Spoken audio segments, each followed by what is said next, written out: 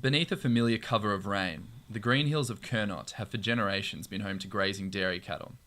But plans for a dairy expansion in the region may have traditional pasture-based dairy farming becoming more like this.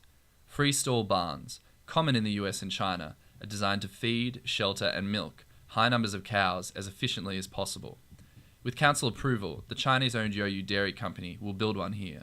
Why it's an interesting proposal and has gathered so much community interest is the fact that it's barn-type farming.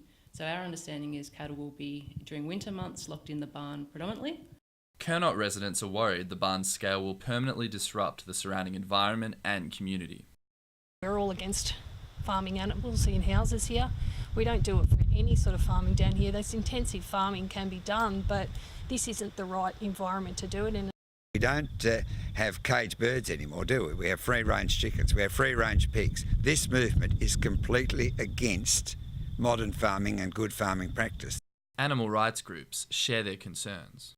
From our research, freestall feeding barns found that each cow, she really has barely enough room to stretch her legs and move backwards and forwards in a natural manner between a stall and a feed trough. However, across the broader dairy industry, the picture is not so clear. Adam Jenkins from the Australian Farmers Union says the practice of freestall barns is nothing new, and to resist it may be unrealistic. Intensive agriculture is always one that people are going to sort of get a bit worried about, but, you know, in my view is that, you know, in 2050 we're going to have 9 billion people in the world, so we've got to think of other ways of actually producing, you know, product and dairy. With a potentially huge Chinese market willing to pay $7 a litre for Australian milk, it is clear that an immense demand for local dairy already exists. The Bass Coast Shire Council will vote over the planning permission for the Yoyu proposal on the 24th of June. And whatever the outcome, both local objectors and Yoyu Dairy can still appeal the decision to VCAT.